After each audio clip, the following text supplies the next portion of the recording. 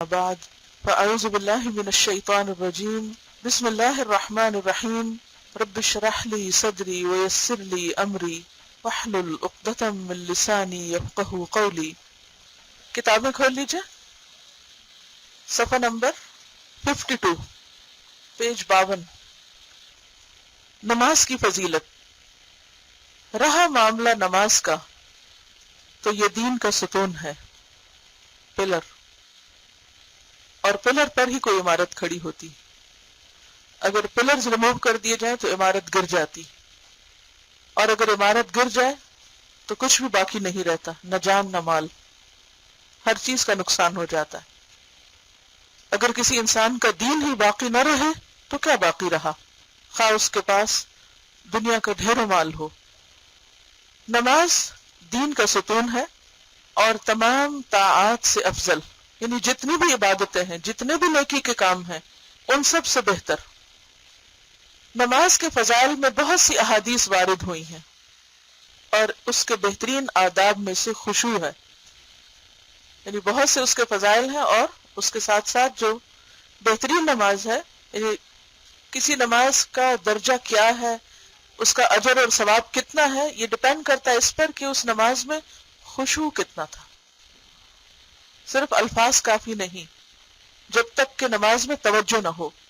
حضرت عثمان بن عفان رضی اللہ عنہ نبی صلی اللہ علیہ وسلم سے روایت کرتے ہیں کہ آپ نے فرمایا، فرض نماز کا وقت آ جائے تو جو آدمی اچھا وضو کرے، یعنی پورا وضو، اچھا خشوع اور رکوع کرے، تو یہ نماز اس کے پہلے گناہوں کا کفارہ ہو جائے گی، پچھلے سارے گناہ معاف کر دیں گے اللہ سبحانہ وتعالی، جب تک کہ کوئی کبیرہ گناہ نہ کرے، جیسے جھوٹ، غیبت، چغلی، دوسروں کو تانا دینا، یا اسی طرح کے اور جیسے شرک، والدین کی نافرمانی، والدین کو ستانا.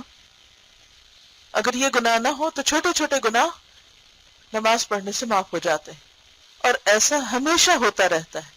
یعنی ہر دو نمازوں کے درمیان جو بھی غلط کام ہوتے ہیں وہ اگلی نماز کے بعد معاف ہو جاتے ہیں. آپ نے نبی صلی اللہ علیہ وسلم سے، کس نے؟ عثمان بن عفان نے، ایک اور حدیث بھی بیان کی ہے کہ آن حضرت صلی اللہ علیہ وسلم نے فرمایا، جو آدمی 2 رکعت نماز پڑھے اور اس میں خیالات اور وساوس نہ لائے، یعنی خود سے نہ لائے. وسوسوں کا آنا تو اور بات ہے، ان کو تو آپ نہیں روک سکتے، آتے ہی جاتے ہیں، لیکن یہ ہے کہ جو ہی آئے ان کو جھٹک دیا جائے، ان پر پھر غور نہ کیا جائے، تو اس کے پہلے گناہ بخش دیے جاتے ہیں. تو اس سے یہ پتہ چلتا ہے کہ نماز کے ذریعے بخشش کے لیے شرط ہے نماز میں خشوع، دل کی حضوری اور یکسوئی. عبداللہ بن زبیر رضی اللہ عنہ جب نماز میں کھڑے ہوتے تو خشوع کی وجہ سے ایسے معلوم ہوتے جیسے لکڑی کھڑی ہے. لکڑی کیسے کھڑی ہوتی؟ کوئی لکڑی کھڑی ہے یہاں؟ مثلا یہ سٹینڈ جو آپ کے سامنے، یہ جو مائک کا سٹینڈ، تو آپ دیکھیں کہ جیسے یہ کھڑا ہے تو اپنی جگہ پر ہی کھڑا ہے، ہلتا نہیں ہے. تو اسی طرح نماز میں بھی ہلنا جلنا منع ہے. بعض لوگ جیسے قرات کرتے ہیں، یہ سنتے ہیں تو ساتھ ساتھ جھومنا شروع کر دیتے ہیں، خود بھی ہلتے ہیں، جو ساتھ کھڑے ہوتے ہیں ان کو بھی ہلاتے ہیں، تو اس سے نماز میں خلل آتا ہے. تو کیسا ہونا چاہیے؟ جیسے اسٹل اسٹینڈ، لکڑی. آپ سجدہ کرتے تو چڑیا آپ کی پیٹھ پر آ کر بیٹھ جاتی، یعنی اس سے پتہ چلتا ہے ایک تو لمبا سجدہ ہوتا تھا اور دوسرا سجدے میں بھی سکون. ایک دن آپ حتیم کعبہ میں نماز پڑھ رہے تھے کہ ایک پتھر آپ کے کپڑے کا کچھ حصہ اڑاتا ہوا آپ کے سامنے آ گرا، لیکن آپ پھر بھی نماز میں مشغول رہے. یعنی نو میٹر واٹ، کچھ بھی ہو، انسان اپنا کام جاری رکھے. میمون بن مہران رضی اللہ عنہ نے کہا، میں نے مسلم بن یسار کو کبھی نماز میں ادھر ادھر توجہ کرتے نہ دیکھا. یعنی نماز میں وہ بالکل یکسو ہوتے اور سجدے کی طرف ان کی نظر ہوتی، دائیں بائیں نہیں دیکھتے تھے، اوپر نیچے نہیں دیکھتے تھے. اب آپ دیکھیے کہ جب آپ نماز پڑھ رہے ہوتے ہیں تو قدرتی طور پر دوسرے لوگوں کی نگاہ آپ پر جاتی. آپ کیسی نماز پڑھتے ہیں آپ کا ایک امپریشن بنتا ہے، اور پھر آپ کی حرکات و سکنات سے دوسرے لوگ بھی سیکھ رہے ہوتے ہیں، اور دوسرے لوگوں کی گواہی آپ کے نامہ اعمال میں لکھی جاتی، اچھی گواہی یا بری گواہی، جو کچھ بھی ہے وہ آپ ہی کے حصے میں جاتا ہے. ایک دفعہ مسجد کا ایک حصہ گر پڑا. سوچئے کیا ہوا ہوگا اگر چھت گر پڑے. مسجد کا ایک حصہ گر پڑا. اس کے گرنے سے بازار والے گھبرا گئے، نہیں باہر کے لوگ جو اسٹریٹ میں تھے، لیکن وہ نماز میں مشغول رہے. انہوں نے توجہ نہیں کی کیونکہ اللہ کے سامنے تھے. علی بن حسین رضی اللہ عنہ جب وضو کرتے تو آپ کا رنگ زرد ہو جاتا، یعنی ان کی کیفیت وضو کے ساتھ ہی بدل جاتی. آپ سے پوچھا گیا وضو کے وقت آپ کی یہ حالت کیوں ہو جاتی ہے؟ تو آپ نے کہا کیا تم جانتے ہو کہ میں کس کے سامنے کھڑے ہونے کا ارادہ کر رہا ہوں، کس کی ملاقات کو جا رہا ہوں. اب دیکھیے کہ موت کا خیال ہمیں فکر مند کر دیتا ہے، ہمارے اندر ایک خوف پیدا کر دیتا ہے. اور موت کیا ہے دراصل؟ اللہ سے ملاقات. اور نماز کیا ہے؟ اللہ سے ملاقات. تو نماز میں خشوع و خضوع اللہ اکبر کہنے کے بعد شروع نہیں ہوتا، بلکہ وہ شروع ہوتا ہے وضو کرنے کے ساتھ ہی.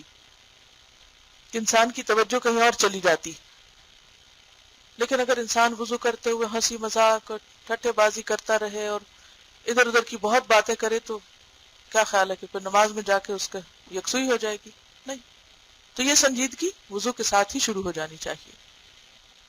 گویا آپ دوسروں سے اب اجنبی ہو گئے اور آپ کا دھیان اور دل اللہ کی طرف مائل ہو گیا. معلوم ہونا چاہیے کہ نماز کے کچھ ارکان ہیں، کچھ واجب اور سنتیں، اور اس کی روح نیت، اخلاص، خشوع اور حضور قلب ہے.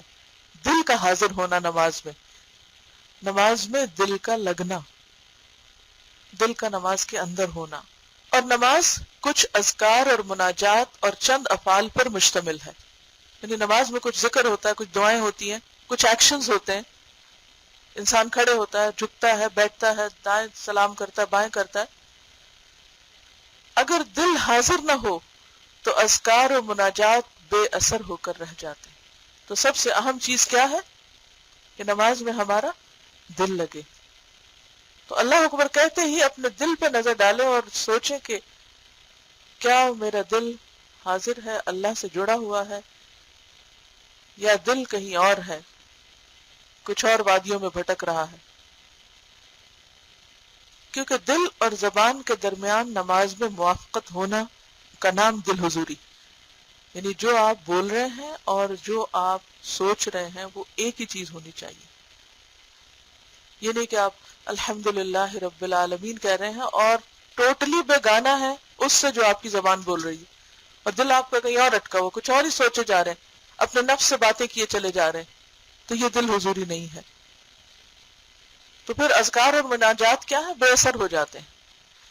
اگر زبان سے دل کی صحیح ترجمانی نہ ہو تو وہ ہذیان کے مریض کی باتوں کے مانند ہے.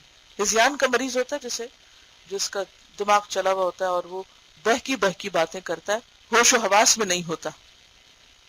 تو آپ اسے دیکھتے ہیں تو بعض اوقات آپ ہنسی نکل جاتی ہے، بعض اوقات اس کے اوپر رحم آتا ہے اور آپ پریشان ہوتے ہیں اس کی باتیں سن، کیونکہ بے تکی باتیں ہوتی ہیں. وہ جو کہہ رہا ہوتا ہے اس میں کوئی سینس نہیں ہوتی. جیسے بعض اوقات لوگ سوتے ہوئے بول رہے ہوتے ہیں، نیند میں بولتے ہیں. آپ نے دیکھا ہوگا کئی لوگ نیند میں باتیں کرتے ہیں. آپ کتنی بھی توجہ کریں کہ یہ کیا کہہ رہے ہیں، کوئی سمجھ نہیں آتی کہ کیا کہا ہے انہوں نے. تو وہ بھی ایک ہذیانی کیفیت ہوتی. تو بالکل جو شخص دل اس کا کہیں اور ہو، دل میں کوئی اور باتیں کر رہا اور منہ سے کچھ اور بول رہا ہو، تو اس کا یہ بولنا کیا ہے؟ جیسے بے تکی باتیں، کیونکہ وہ سوچ سمجھ کے نہیں بات کر رہا. اسی طرح محض افعال سے بھی اصل مقصد حاصل نہیں ہوتا. یعنی ایکشنز بھی کافی نہیں ہے کہ آپ کھڑے ہو گئے، پھر جھک گئے، پھر اٹھ گئے، بیٹھ گئے، سجدے میں چلے گئے، پھر واپس بیٹھ گئے. کیونکہ قیام کا مقصود، قیام یعنی کھڑے ہونا اللہ کے حضور ہاتھ باندھ کر خدمت، اور رکوع اور سجود کا مقصود انکساری، مقصود یعنی پرپس. رکوع اور سجدے میں جانے کا مقصد کیا؟ کہ اپنے آپ کو انسان اللہ کے سامنے کیا ظاہر کرے کہ اللہ میں بہت چھوٹا ہوں اور اصل بڑائی تیرے لیے، میں تیرے آگے جھکا ہوا ہوں، میں تیرے آگے حاضر باش غلام کی طرح ہوں. اور اللہ کی تعظیم اور کبریائی کا اقرار. تعظیم عظمت سے ہے یعنی بڑا ہونا، اور کبریائی بھی کبر سے یعنی سب سے بڑا اللہ ہی ہے. چنانچہ اگر دل حاضر نہ ہو تو مقصود حقیقی حاصل نہ ہوگا، یعنی نماز کا پرپز ہی پورا نہ ہوگا۔ کب؟ اگر نماز میں دل حاضر نہیں تو مقصد پورا نہیں ہوتا۔ اگر کلاس میں دل حاضر نہیں تو سمجھ کچھ نہیں آئے گی کہ کیا ہو رہا ہے۔ کوئی بھی کام، یعنی آپ کی وہاں پریزنس کافی نہیں ہے۔ آپ مصلی پہ کھڑے ہو گئے اور آپ نے حاضری لگوا دی اللہ کے ہاں، اور آپ کو نہیں پتا آپ کیا کہہ کے آ رہے ہیں، کیا پڑھا آپ نے۔ آپ کچھ سوچے لے کر اس میں کھڑے ہوئے تھے، اور جب سلام پھیرا تو وہ سوچیں ابھی بھی کہانی چل رہی ہے اندر، اور انہی کے ساتھ باہر آ گئے، تو یہ تو مقصد ہی نہیں پورا ہوا نماز کا۔ اسی لیے بہت سے لوگ نمازیں پڑھتے ہیں مگر ان کی نمازیں ان کی عملی زندگی میں کچھ بھی اثر نہیں کرتی۔ ان کے اندر کوئی عاجزی انکساری نہیں ہوتی، کوئی ہمبلنس نہیں ہوتی، کوئی اللہ کے دین کے لیے کام کرنے کا جذبہ نہیں ہوتا، کیونکہ قیام کا مقصد کیا ہے؟ خدمت۔ یعنی آپ جب کسی چیز کے لیے کھڑے ہو جاتے ہیں، اٹینشن کھڑے ہو جاتے ہیں، تو کیا ہے؟ اس کا مطلب ہے کہ اب آپ کو جو بھی حکم ملے گا آپ بھاگ پڑیں گے۔ اگر آپ بیٹھے ہوئے ہیں تو اس کا مطلب ہے کہ آپ کام کے لیے تیار نہیں ہیں۔ جو لوگ کام کے لیے تیار ہوتے ہیں ان کی پوزیشن کیا ہوتی ہے؟ اسٹینڈنگ پوزیشن میں ہوتے ہیں۔ جب ہم کہتے ہیں اسٹینڈنگ آرمی تو کیا مطلب ہوتا ہے؟ وہ آرمی کھڑی ہوتی ہے ہر وقت۔ تو اسٹینڈنگ کا لفظ بھی کس کے لیے استعمال ہوتا ہے؟ ایور ریڈی، الرٹ، فوری طور پر حاضر، کہ ایک اشارہ ہو اور دوڑ پڑے۔ لیکن اگر کوئی بیٹھا ہوا ہے سٹنگ پوزیشن میں اور اس کو کوئی حکم ملتا ہے، پہلے تو وہ اٹھے گا، پھر اٹھ کے وہ چلے گا، پھر وہ اپنی ڈائریکشن دیکھے گا کدھر کو جانا ہے، رائٹ یا لیفٹ۔ تو اس لیے کہتے ہیں کہ اگر ہمارا دل حاضر نہیں تو مقصد پورا ہی نہیں ہوا، نماز عملی زندگی میں آئی ہی نہیں۔ اگر فعل اپنے مقصود سے خارج ہو جائے، یعنی کسی بھی کام کا اگر پرپز ہی نہ ہو سامنے، پرپز کے بغیر کوئی کام کیا جائے، کوئی بھی کام، مثلا کہیں بیٹھے ہیں، کہیں جا رہے ہیں، ڈرائیو کرنے لگے اور آپ کے سامنے کوئی مقصد نہیں کہاں جانا ہے، کیا کرنا ہے، تو کیا ہوگا؟ صرف اس کی صورت باقی رہ جاتی، صرف اوپر کی شیپ باقی رہ جاتی، فارم باقی رہ جاتی، مگر اس کی اندر اسپرٹ نہیں رہتی، اور اس کی کوئی قیمت نہیں۔ یہ کتنی بڑی بات ہے، اگر کسی جسم سے جان نکل جائے تو اس جسم کی کیا قیمت ہے؟ اس انسان کی کیا قیمت ہے جس کے جسم سے روح نکل گئی ہو؟ سوچئے، جیسے کوئی ڈیڈ پرسن ہوتا ہے، جب اس کی روح چلی جاتی ہے پھر وہ کسی کے کام کا رہتا ہے؟ اللہ کے کام کا، بندوں کے کام کا، کسی کے کام کا نہیں۔ بالکل اسی طرح کسی بھی ایکشن کے اندر اگر اسپرٹ نہیں، خواہ وہ نماز ہو، خواہ قرآن کا پڑھنا ہو، خواہ کسی کی خدمت کرنا، خواہ کوئی بھی دین کا کام کرنا ہو، کوئی بھی دنیا کا کام کرنا ہو، تو جو چیزیں اسپرٹ لیس ہوتی ہیں وہ بیکار ہوتی ہیں، ان کی کوئی ویلیو نہیں ہوتی۔ وہ نامہ اعمال میں ان کا کیا وزن ہوگا، ان پر کیا اجر ہوگا، اس کا کیا فائدہ ہوگا؟ کچھ بھی تو نہیں۔ اللہ سبحانہ وتعالی نے فرمایا لن ينال اللہ لحومها ولا دماؤها ولكن يناله التقوى منكم، قرآن پاک کی سورۃ الحج کی آیت نمبر 37۔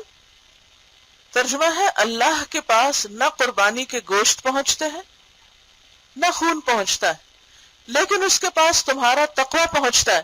اور اگر کوئی شخص 10 جانور بھی قربان کرے اور اس کے دل میں تقوی نہ ہو، اللہ کی محبت کی خاطر نہ کرے، تو وہ تو سب بیکار ہے، کیونکہ گوشت بھی لوگوں نے کھا لیا، خون زمین پہ بہہ گیا، ختم بات، قصہ کہانی ختم، حاصل کچھ بھی نہیں ہوا۔ تو اس وقت اللہ تعالیٰ دیکھتا یہ ہے کہ کس جذبے کے ساتھ یہ شخص اپنا مال میری راہ میں قربان کر رہا ہے، اور یہی چیز ہر معاملے میں ہے۔ ایک اور حدیث میں بھی آتا ہے کہ ان اللہ لا ينظر الى صورکم ولا الى اموالکم، اللہ تمہاری شکلیں، صورتیں اور مال نہیں دیکھتا، ولکن ينظر الى قلوبکم واعمالکم، لیکن وہ تمہارے دل دیکھتا ہے اور تمہارے اعمال دیکھتا ہے۔ تو اصل اہمیت کس چیز کی ہے پھر؟ اسپرٹ کی، روح کی، تقوی کی، اور ایکشنز کتنے صحیح طور پر کیے۔ مقصود یہ ہے کہ اللہ تعالیٰ تک جو چیز پہنچتی ہے وہ کیفیت ہے جو دل پر غالب آتی، اس کو انڈر لائن کر لیجئے۔ مثلا نماز میں اللہ کے پاس کیا پہنچتا ہے؟ آپ کی حرکتیں، جو کچھ آپ پڑھ رہے ہیں، وہ کیفیت جو آپ کے دل پہ غالب ہوتی ہے اس وقت۔ تو سوچئے کیسی نمازیں بھیجتے ہیں پھر، یعنی جب وہ نماز اٹھائی جاتی ہے اوپر تو اس نماز کا وہ حصہ اوپر چڑھتا ہے اور باقی واپس منہ پہ مار دیا جاتا ہے جس میں کوئی اسپرٹ نہیں ہوتی. آپ کے دل کی کیفیت کیا تھی اس وقت؟ تو نماز ادا کرتے وقت ہم سب کی توجہ کس پہ رہنی چاہیے کہ ہمارے دل کا حال اس وقت کیا ہے. رک رک کے پوچھے دل کہاں ہے، دل کہاں ہے. ہاں؟ قلب سلیم. اور بندے کو مطلوبہ اوامر کا مطلب ہے جو کام مطلوب ہیں، جن کا مطالبہ کیا گیا ہے، جو ان کی ڈیمانڈ ہے کہ یہ کرو، اس کی تعمیل پر آمادہ کرتی. نماز میں دل کا حاضر ہونا ضروری ہے، لیکن شارع نے اس غالب آنے والی غفلت میں کچھ نرمی رکھی ہے. اگر نماز کی ابتدا میں دل حاضر تھا تو باقی ساری نماز پر وہی حکم جاری ہوگا. یعنی اگر ساری میں نہیں بھی حاضر رہا تو انسان ہے نا، وہ پھسل جاتے ہیں ادھر ادھر. تو کس چیز کو کنسیڈر کیا جائے گا کہ جب شروع کیا تو اس وقت کیا کیفیت تھی. تو اب آپ دیکھیے کہ جب آپ شروع کریں، وضو سے آپ آغاز کریں گے، جب آپ قدم اٹھا کے جا رہے ہوں اس وقت اپنے آپ کو اس کیفیت کے اندر لیتے چلے جائیں. پھر جب آپ صف میں کھڑے ہوں تو اس وقت پوری توجہ اور کوشش کے ساتھ اپنے آپ کو فوکس کریں. اور اگر ابتدائی چند چیزیں مثلا سورۃ فاتحہ بھی آپ نے پوری سوچ سمجھ کے پڑھ لی اور آگے جا کے آپ کا دھیان میں تھوڑا خلل ہو گیا، پھر پلٹے پھر خلل، تو دیکھا کہاں سے جائے گا کہ شروع کہاں سے کیا. اور اگر رکوع میں جا کے آپ کو یاد ہے کہ آپ نماز پڑھ رہے ہیں، پھر کیا کیا آپ. وہ معانی جن سے نماز پوری طرح مکمل ہوتی ہے وہ بہت سے ہیں، اور ان میں سے ایک حضور قلب ہے، یعنی دل کی حاضری. جسم کی حاضری سے زیادہ دل کی حاضری، اٹینڈنس. جیسا کہ ہم نے ذکر کیا، اور اس کا مطلب یہ ہے کہ دل کو ان تمام چیزوں سے خالی کر دے جو اس سے متعلق ہیں، لیکن یہ بدون ہمت نہیں ہو سکتا. یعنی ہمت کے بغیر، بدون کا مطلب ہوتا ہے بغیر، ہمت کے بغیر نہیں ہو سکتا. اس کے لیے محنت کرنی پڑے گی، کیونکہ جب کوئی اہم کام ہوگا تو لازماً دل اس کی طرف متوجہ ہوگا. یعنی ڈیپینڈ کرتا ہے کہ آپ نماز کو اہمیت کتنی دیتے ہیں. اگر آپ کے نزدیک وہ اہم ہے تو پھر دل ضرور حاضر ہوگا، کیونکہ جتنے بھی کام ہوتے ہیں دن میں، ان میں سے جن کاموں کی آپ کے نزدیک بہت اہمیت ہوتی ہے آپ ان کے بارے میں بار بار سوچتے رہتے ہیں. مثلا اگر آپ نے کسی شادی پہ جانا ہے تو آپ کے نزدیک وہ جانا بہت اہم ہے، تو آپ کیا کرتے ہیں؟ صبح سویرے اٹھتے تو جب سے سوچنا شروع کر دیتے کہ مجھے جانا ہے، مجھے جانا ہے. ایک دن پہلے ہی سوچنے لگتے ہیں کل جانا ہے، کتنے بجے جانا ہے. کتنی دفعہ اور لوگوں سے آپ تذکرہ کرتے ہیں، ایک دوسرے سے بار بار ٹائم کنفرم کرتے ہیں. اسی طرح اگر کسی جنازے پہ جانا ہو یا کوئی اور اہم کام ہو، تو یہ انسانی نیچر ہے. جس بھی کام کو آپ اہمیت دیں گے اس کے بارے میں آپ کے دل میں بار بار خیال آتا رہے گا، اچھا مجھے یہ کرنا ہے، مجھے یہ کرنا ہے، مجھے یہ کرنا ہے. اسی طرح اگر آپ کے نزدیک نماز کی کچھ اہمیت ہے تو یہ ہو نہیں سکتا کہ پھر آپ کا دھیان اس کی طرف بار بار نہ جائے. آپ نے دیکھا ہوگا کہ بعض لوگ آخری عمر میں آ کر بالکل ان کا دماغ چل جاتا ہے، الزائمر کے مریض ہو جاتے ہیں یا کوئی اور اسی طرح کی ان کی دماغی کیفیات ہو جاتی ہیں. لیکن جو لوگ ساری زندگی نماز کی فکر کرتے رہے وہ اس بے ہوشی کے عالم میں بھی بار بار نماز کا ذکر کرتے ہیں. نماز کا وقت تو نہیں ہو گیا، نماز کا وقت تو نہیں ہو گیا. کیوں؟ اس لیے کہ ساری زندگی انہوں نے اسی کیفیت میں گزاری اور ان کے دماغ پہ یہی چھایا رہا کہ ہمیں جو بھی ہم کام کر رہے ہیں ٹھیک ہے ان کی بھی ضرورت ہے، مگر اس سے زیادہ اہم کیا ہے؟ نماز. لیکن عمومی طور پہ ہماری زندگیوں میں کیا ہے؟ سارے کام اہم ہیں اور نماز آخری چیز ہے، اور اگر وقت مل جائے تو پھر جلدی سے پڑھ لیں، اس کو ٹالتے رہتے ہیں. تو ٹالنے والی نماز کیا ہے؟ دراصل منافق کی نماز، کہ وہ ڈیلے کرتا رہتا ہے. کسی بھی چیز میں غیر ضروری ڈیلے کیا معنی رکھتا ہے؟ کہ اس چیز کی کوئی اہمیت نہیں ہے. جب کوئی کام اہم ہوگا تو لازماً دل اس کی طرف متوجہ ہوگا. اس کو حاضر کرنے کی یہی صورت ہے کہ ہمت کو نماز کی طرف پھیر دو، یعنی توجہ ادھر کر دو. اور ہمت کا پھرنا آخرت پر ایمان اور دنیا کی حقارت کے مطابق کمزور اور طاقتور ہوگا. یعنی آپ کتنے سٹرونگ ہیں اپنے آپ کو نماز کی طرف لے جانے میں، یہ ڈپینڈ کرتا ہے کہ آپ کے نزدیک آخرت کی اہمیت کیا ہے اور دنیا کی کیا ہے. جن لوگوں کے نزدیک دنیا کی اہمیت زیادہ ہے وہ اس معاملے میں بہت کمزور ہیں، اور جن کے نزدیک آخرت کی اہمیت زیادہ ہے وہ اس معاملے میں سٹرونگ ہے اور انہیں اپنے دل جمی کے لیے کچھ زیادہ مشکل نہیں پیش آتی. تو اس سے کیا پتہ چلتا ہے کہ دراصل نماز ہماری ساری زندگی کا آئینہ ہے، ساری زندگی کا کنٹرولنگ پوائنٹ ہے. یعنی ہمارے ایمان کا بھی دراصل اظہار ہے کہ کس درجے کا ایمان ہے ہمارا. اگر ایمان سٹرونگ ہے تو لازمی طور پر نماز کا بھی دھیان زیادہ رہے گا. پھر جب تم محسوس کرو کہ دل حاضر نہیں ہو رہا تو سمجھ لو اس کا سبب ایمان کی کمزوری ہے، اس کو طاقتور بنانے کی کوشش کرو. یعنی کسی آرٹیفیشل طریقے سے یا زور زبردستی سے نماز میں توجہ قائم نہیں کی جا سکتی جب تک کہ بنیاد درست نہ ہو. اور بنیاد کیا ہے؟ ایمان، اللہ سے تعلق، اللہ کی معرفت، اللہ کی محبت اگر دل میں ہے تو خود بخود دھیان ادھر جائے گا. پھر آپ کو مصنوعی کوششیں، آرٹیفیشل قسم کی سٹرگل جو ہے وہ کم کرنی پڑے گی. ہم عام طور پر کیا کرتے ہیں، روٹس کو نہیں دیکھتے، اوپر اوپر سے کوشش لگے رہتے ہیں. اچھا میں ذرا ترجمہ یاد کر لوں یا پوری ذرا توجہ کر لوں تو پھر میں حاضر ہوتی ہوں اللہ کے. لیکن اس سے نہیں ہوگا کام. اس کے لیے آپ کو پیچھے سے محنت کرنی پڑے گی، دل کو اللہ کی طرف راغب کرنا پڑے گا. اور جب دل میں اللہ کی محبت سما جائے گی پھر مشکل نہیں ہوگی.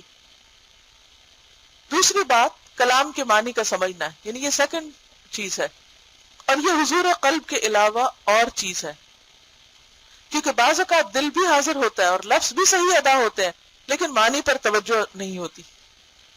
ایسی صورت میں دل کے خیالات اور ان کے اسباب کو ختم کر کے معنی کے ادراک کی طرف ذہن کو پھیرنا چاہیے. ادراک ہوتا ہے پرسیو کرنا، یعنی معنی کو سمجھنے اور جاننے کی کوشش کرنی چاہیے. کیونکہ جب تک سبب ختم نہ ہوگا خیالات کی آمد و رفت ختم نہ ہوگی. سبب یا تو ظاہری ہوگا یا باطنی. باطنی کا کیا مطلب؟ Inner, hidden. اور یہ بہت سخت ہے. جیسے وہ آدمی جس کے خیالات دنیا کی وادیوں میں منتشر ہو جائیں تو اس کی توجہ ایک چیز پر مرکوز نہیں ہو سکتی اور نہ اسے آنکھوں کا بند کرنا کچھ فائدہ دے سکتا ہے. بعض لوگ سمجھتے ہیں آنکھیں بند کر کے ان کی کنسنٹریشن بڑھ جائے گی، لیکن اس میں بھی کیا ہوتا ہے کہ بعض لوگ آنکھیں بند کر کے اور آرام فرمانے لگتے ہیں اور جو خیالات دنیا کے سوچ رہے ہوتے ہیں وہ اور زیادہ بڑھ جاتے ہیں. کیونکہ جو کچھ دل میں موجود ہے وہ مشغول ہونے کے لیے کافی ہے. یعنی چیزیں ظاہر کی نہیں بہت آپ کو اس وقت اٹریکٹ کر رہی تھی، کیونکہ ہو سکتا ہے جس گوشے میں آپ نماز پڑھیں سامنے ایک سیدھی سادی دیوار ہو تو آپ آنکھیں کھولے بھی تو آپ کو دیوار سے کیا نظر آئے گا؟ اس میں تو آپ کا دھیان نہیں اتنا جاتا. کبھی کبھار ایسا ہوتا ہے کہ جائے نماز یا کوئی چیز ہے وہ بھی ہماری توجہ کھینچ لیتی ہے، لیکن اصل چیز دل کی ہے کہ وہاں کیا ہے، وہ زیادہ مشغول کرتا ہے. اس کا علاج یہ ہے کہ اگر سبب ظاہری ہے تو جو چیزیں آنکھوں اور کانوں کو مشغول کرتی ہیں ان کو ختم کر دیا جائے. یعنی اگر کوئی جائنماز یا کرٹن وغیرہ ہے یا سامنے کوئی ڈیکوریشن پیس رکھا ہوا یا کوئی پھول وغیرہ ہے تو ان کو ہٹا دیا جائے. یہ فائدہ اس طرح حاصل ہو سکتا ہے کہ انسان قبلے کی طرف متوجہ ہو جائے اور نگاہ کو سجدے کی جگہ جمائے رکھے. نیز نقش و نگار والی جگہ پر نماز پڑھنے سے پرہیز کرے، بہت ڈیکوریٹڈ جگہ نہ ہو، اور اپنے پاس کوئی ایسی چیز نہ رہنے دے جو اس کی حس کو مشغول کرے. یعنی ایسا لباس نہ ہو یا ایسی کوئی چیز نہ ہو، کوئی ڈسٹریکشن جو آس پاس ہو. مثلا آپ جہاں ٹیلی ویژن لگا وہاں نہیں جائے نماز بچھا لیں، یا جہاں بچے بہت شور کر رہے ہیں یا اور لوگ باتیں کر رہے ہیں تو بجائے اس کے کہ آپ ان کو بلیم کریں آپ خود ہی اپنی جگہ ایسی ڈھونڈیں کہ جہاں آپ کی کنسنٹریشن بہتر ہو سکتی ہو. نبی صلی اللہ علیہ وسلم نے جب منقش امبجانیہ پر نماز پڑھی تو اس کو ہٹا دیا. امبجانیہ ایک کپڑے کا نام ہے جو منبج میں بنا جاتا ہے اور یہ شہر حلب کے علاقے میں ہے، اور بعض نے کہا کہ یہ امبجان شہر کی طرف نسبت ہے، یعنی اس علاقے کا کپڑا تھا اور خوبصورت کپڑا تھا. اس پہ اگر آپ نے نماز پڑھی تو اس سے دھیان بٹ گیا تو آپ نے پھر اس کو ہٹا دیا. فرمایا اس نے مجھے میری نماز سے غافل کر دیا ہے. تو ہمیں بھی ایسی چیزوں کا خیال کرنا چاہیے اور جائے نمازیں بالکل پلین اور سمپل ہونی چاہیے اور سامنے بھی کوئی ایسی ڈیکوریشن نہیں ہونی چاہیے کہ جس کی وجہ سے دھیان کسی نہ کسی درجے میں چلا جائے، کیونکہ جب ہوتی ہے چیز ایسی تو ضرور انسان کا دھیان بٹتا ہے. یہ سبب اگر باطنی ہے تو اس کے علاج کا طریقہ یہ ہے کہ نفس کو زبردستی نماز کی قرات کی طرف متوجہ کرے. یعنی ظاہری تو آپ نے ہٹا دی چیزیں، اب اندر کا کیا ہوگا؟ اندر کا علاج یہ ہے کہ اپنے آپ کو جو آپ پڑھ رہے ہیں اس کے اوپر لائیں اور الفاظ کے اوپر توجہ کریں اور غور کریں، اور دوسرے خیالات کو چھوڑ کر نماز کا خیال کرے اور نماز شروع کرنے سے پہلے اس کی تیاری کرے. یہ نہیں کہ جب آدھا وقت گزر جائے یا آخری وقت آ جائے تو پھر نماز شروع کرے، اس سے کبھی بھی توجہ نہیں ہو پاتی. آپ آزما کے دیکھ لیجئے، جتنا اول وقت نماز ادا کریں گے جتنا زیادہ اتنی توجہ زیادہ ہوگی. شاید وہ اس کی برکت بھی ہوتی ہے کوئی، کیونکہ اللہ تعالیٰ کی طرف سے ایک مدد بھی ہوتی ہے، کیونکہ اللہ کی طرف سے بخشش کا وعدہ ایسی نماز پر تو پھر انسان کا دل بھی زیادہ لگتا ہے جب اللہ کی تائید ساتھ شامل ہو جاتی ہے. اور اپنے نفس پر آخرت کی یاد کو مسلط کر لے اور اللہ تعالیٰ کے سامنے کھڑا ہونے کی بابت سوچے کہ میں کس کے سامنے کھڑا ہوں. حشر کے ہولناک مناظر کو یاد کرے، یعنی پل صراط پر آپ کھڑے ہو کے امیجن کریں میں پل صراط پہ کھڑی ہوں، یا یہ ہے کہ حساب ہونے والا ہے، یا قبر کو یاد کر لے، یا اپنی قبر کی تنہائی کو یاد کرے، کوئی بھی ایسی چیز جو دل کو نرم کرے.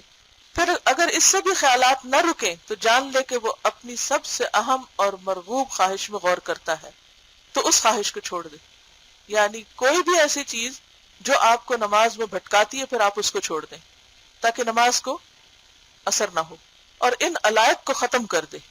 علائق ہوتی ہیں چمٹنے والی چیزیں کہ جو انسان کی دھیان کو پھر خراب کرتی ہیں.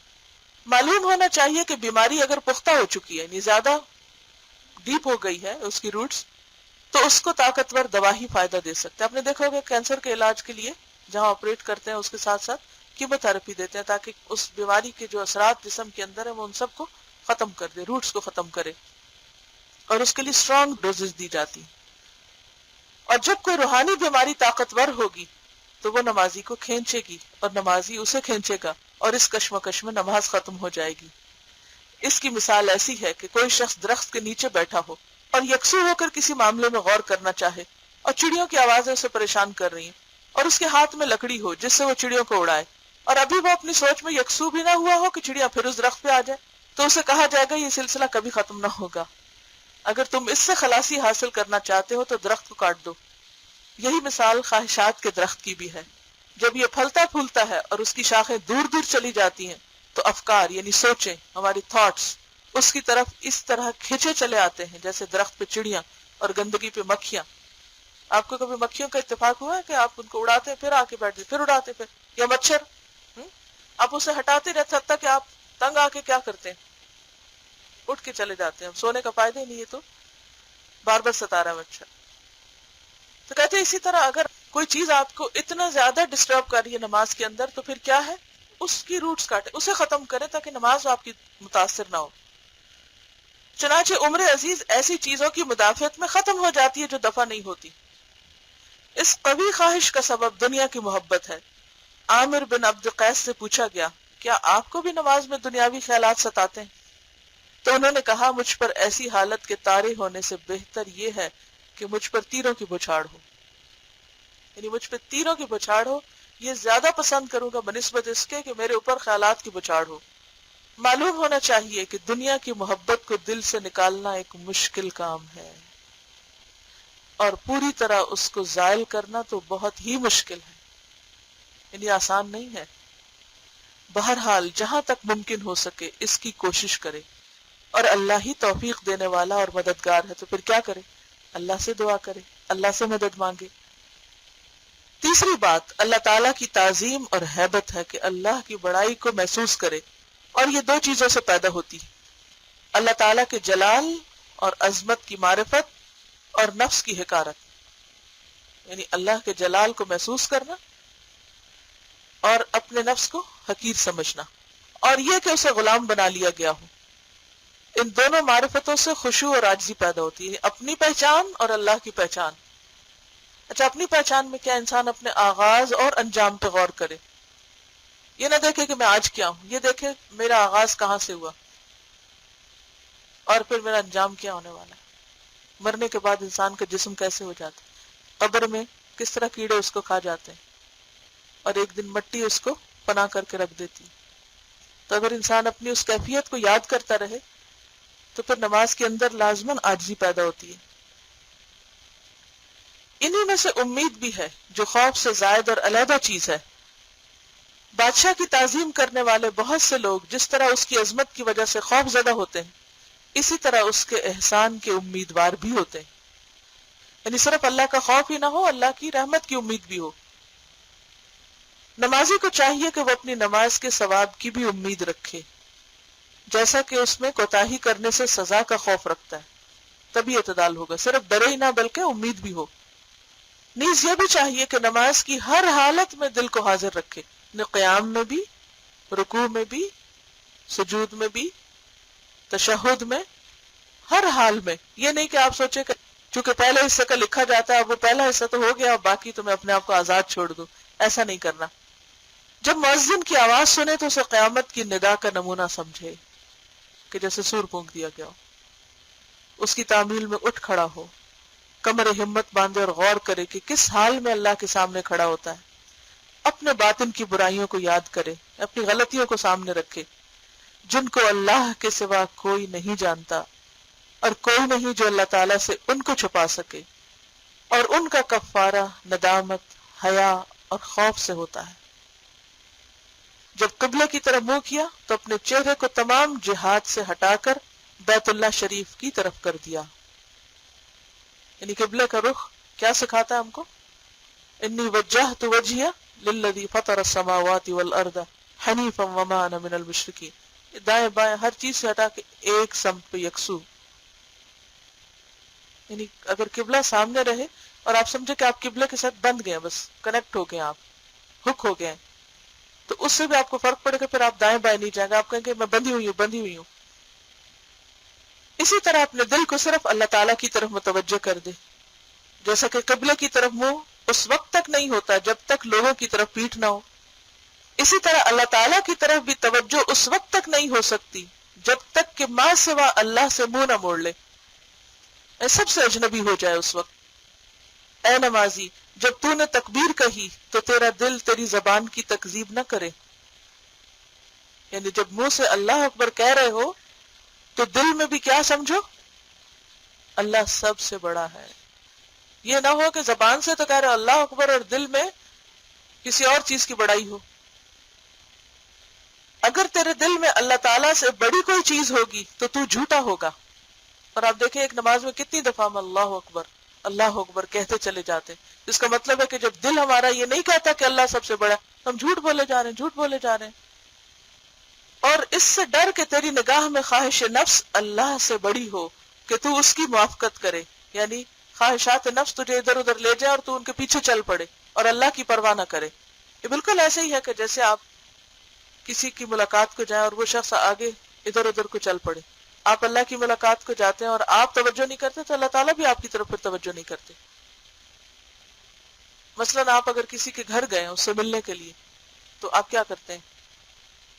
وہ شخص بیٹھا ہے آپ کا مثلاً ڈرائنگ روم میں یا جو سٹنگ روم میں سے بیٹھ کے انتظار کرے، اور آپ کہیں اچھا میں ابھی ذرا کچن سے آتا ہوں، ذرا اوپر بھی جا کے آپ کا گھر دیکھ لوں اور ادھر ادھر باہر بھی گھوم پھر کے آ جاؤ، کیسا لگے گا؟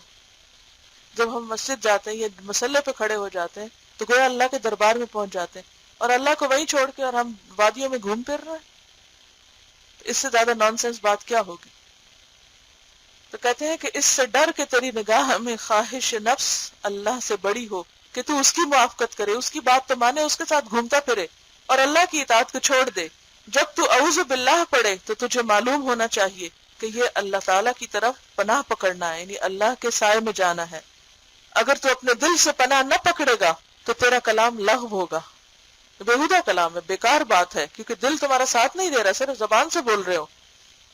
اپنی تلاوت کے معنی پر غور کرو۔ جب تو الحمدللہ رب العالمین، تمام تعریفیں اللہ رب العالمین کے لیے ہیں، کہے تو اپنے دل میں اس کو سمجھ، اور جب الرحمن الرحیم، نہایت شفقت کرنے والا مہربان، کہے تو اس کی مہربانیوں کو ذہن نشین کر، یعنی اللہ نے تم پر جو بھی احسانات کیے ان کو یاد کر۔ مالک یوم الدین، یعنی روز جزا کا مالک، کہے تو اللہ کی عظمت ذہن میں لا، اور اسی طرح باقی ساری تلاوت پوری کر۔ زرارہ بن ابی اوفا رضی اللہ عنہ کے متعلق مروی ہے کہ آپ نے نماز میں یہ آیت پڑھی، فَإِذَا نُقِرَ فِي النَّاقُورِ، پھر جب سور میں پھونکا جائے گا تو آپ کی وفات ہو گئی اور آپ گر پڑے۔ اس کی وجہ صرف یہ ہوئی کہ انہوں نے اس حالت کا تصور کیا تو ہیبت سے جان نکل گئی، نماز میں ہی فوت ہو گئے۔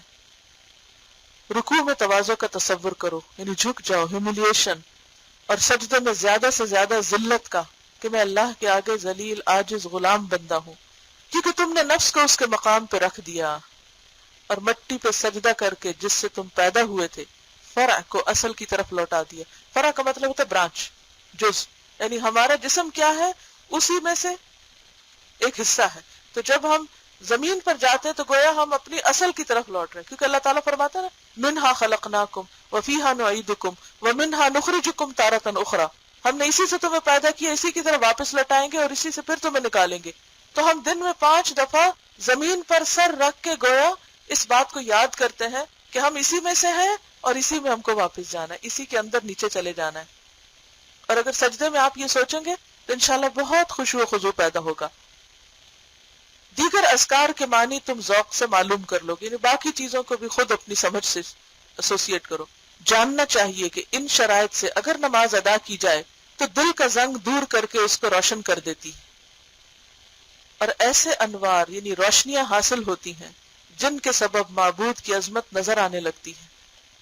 یعنی اللہ تعالیٰ انسان کو، کیونکہ اللہ ولی الذین آمنوا یخرجہم من الظلمات الی النور، انسان کے اندر جو کنفیوژنز ہیں، جو پریشانیاں ہیں، جو ہموم اور افکار ہیں، اور جو بھی انسان کے اندر پراگندگی ہے، وہ سب نکلنے لگتی ہے، اور ایسی روشنی انسان کو نصیب ہوتی ہے کہ جس کی وجہ سے اس کو بہت سی چیزوں کے معنی سمجھ آنے لگتی. پھر آپ کہتے ہیں کہ it make sense to me, دین کے مفہوم بھی پراپرلی سمجھ آتے ہیں. ادروائز کیا ہوتا ہے، ہر چیز آپ کو پریشان کرتی، یہ کیوں ہے، وہ کیوں ہے، یہ کیسے، وہ کیسے، اس کا کیا مطلب، اس کا کیا مطلب، دل کسی جگہ پر جمتا ہی نہیں. یہ کیوں ہوتا ہے؟ کیونکہ اللہ سبحانہ وتعالیٰ کے ساتھ کنیکشن پراپر نہیں، اور وہ کنیکشن نماز کے تھرو ہی ہو سکتا ہے. اور آدمی اسرار الہی پر مطلع ہوتا ہے، ان باتوں کو عالم ہی سمجھ سکتے ہیں. جو آدمی صرف نماز کی صورت ادا کرتا ہے، یعنی صرف فارم ہوتی ہے، اس کے معانی کو یعنی اس کے اسپرٹ کو اور اس کے مطلب کو نہیں سمجھتا، وہ ان میں سے کسی چیز پر بھی مطلع نہیں ہو سکتا. اس کو پھر وہ روشنی نصیب نہیں ہوتی، اس کو چیزوں کی اصل حقیقت نظر نہیں آتی، اس کو حکمت نصیب نہیں ہوتی، اس کو اللہ تعالیٰ کی محبت نصیب نہیں ہوتی، اس کا اللہ پر توکل اور بھروسہ نہیں ہوتا، وہ اللہ کے فیصلوں کو قبول نہیں کر سکتا، وہ اللہ کی محبت میں لوگوں کو معاف نہیں کر سکتا. جیسے آتا ہے نا وَيُطْعِمُونَ الطَّعَامَ عَلَى حُبِّهِ مِسْكِينًا وَيَتِيمًا وَأَسِيرًا، اپنے سے چھوٹے لوگوں کو، سٹیٹس میں کم لوگوں کے ساتھ محبت نہیں کر سکتا، کیونکہ اس کا دل ابھی اپنی محبت سے بھرا ہوا ہے یا دنیا کی محبت سے بھرا ہوا ہے. تو نماز کے 5 وقت کے ایکشن دراصل انسان کے اندر اپنی پہچان پیدا کرتے ہیں اور اللہ کی معرفت پیدا کر کے اللہ پر مکمل بھروسے کا سبق سکھاتے ہیں. اللہ تعالی ہمیں واقعی حقیقی نمازیں عطا فرمائے. وآخر دعوانا ان الحمد للہ رب العالمین. سبحانک اللہم وبحمدک، نشہد ان لا الہ الا انت، نستغفرک ونتوب الیک. السلام علیکم ورحمۃ اللہ وبرکاتہ.